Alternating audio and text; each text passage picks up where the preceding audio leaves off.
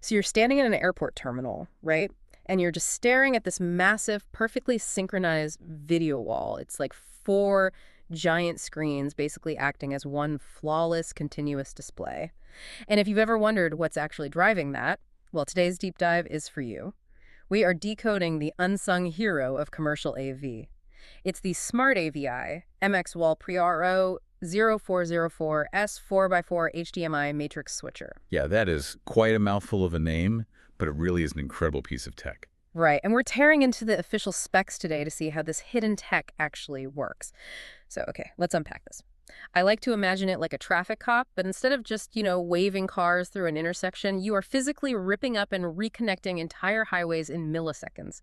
You're routing four distinct rivers of high-definition data into a massive grid, perfectly in sync. Exactly, and you're doing all of that without a single dropped frame. Because, you have to remember, a matrix switcher isn't just your standard splitter that duplicates a signal. Oh, right, because the splitter just mirrors the exact same image everywhere, right? Yeah, exactly. A 4x4 matrix means any of the four HDMI inputs can be routed to literally any of the four outputs completely independently. Or, one input can just be seamlessly stretched across all four screens at once. Okay, so physically looking at the specs, we're talking about a 30-pound, 17-inch metal box, and it costs over $6,000, which, honestly, here is my hang-up with this whole thing. Oh, yeah. What's the hang-up? Well, why wouldn't a business just, I don't know, build a custom PC? Like, get a high-end graphics card, buy some cheap HDMI splitters, and call it a day. Dropping $6,000 on a dedicated metal box just seems like massive overkill to me. So what's fascinating here is the fundamental difference between how a general operating system processes data, versus dedicated hardware. Like a PC routes video through a CPU, system memory, and a graphics bus. Right, and that's all managed by Windows or Linux or whatever. Exactly, and that inherently introduces queuing. If some random background process spikes or, say, the OS just decides to run a quick memory check, your video is going to stutter. Oh, I see. Because it's basically just software trying to juggle way too many things at once. Right. It's constantly multitasking, which creates latency. It's really the difference between a generalist and a specialist. This MXWallPRO, it uses hardware-based real-time processing. Which means it's not relying on an OS for the video at all. Exactly.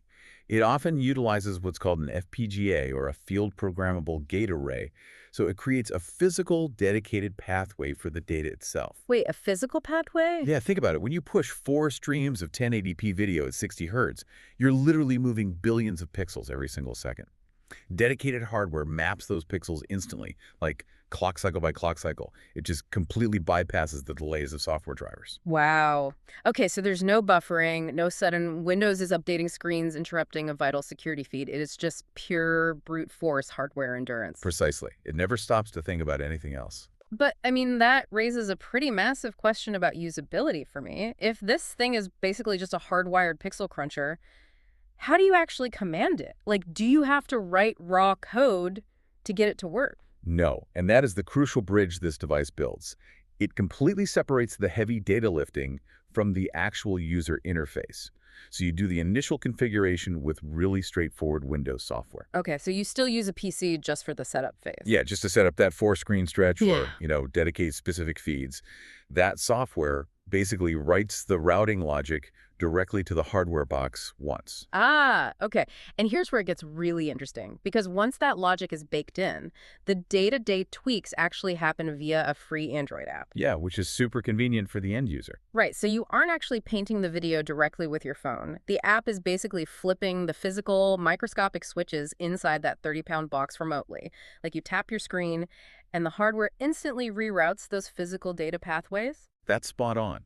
And if we connect this to the bigger picture, you can see why isolating that control interface from the video processing is completely mandatory for high-stakes environments. Oh, for sure. Like a crowded security hub, maybe. Exactly.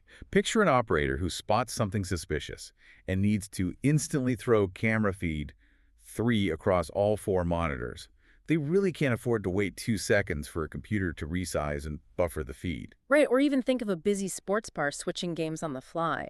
That visual pivot has to be absolutely instantaneous. Yeah, it gives you the flexibility of a mobile app, But with the ironclad, crash-proof reliability of dedicated silicon, Mhm. it really completely changes how we approach commercial AV setups. Because you're getting maximum usability without ever compromising the stability of the video feed itself. Exactly. You get the best of both worlds. So what does this all mean for you listening? It means the immersive visual environments that we walk through literally every single day, well, they rely on this intense hidden infrastructure that we completely take for granted. We really do. Yeah, so the next time you're passing a colossal, perfectly synchronized video wall, take a look around and ask yourself, where is that hidden 30-pound metal box silently orchestrating that entire visual symphony?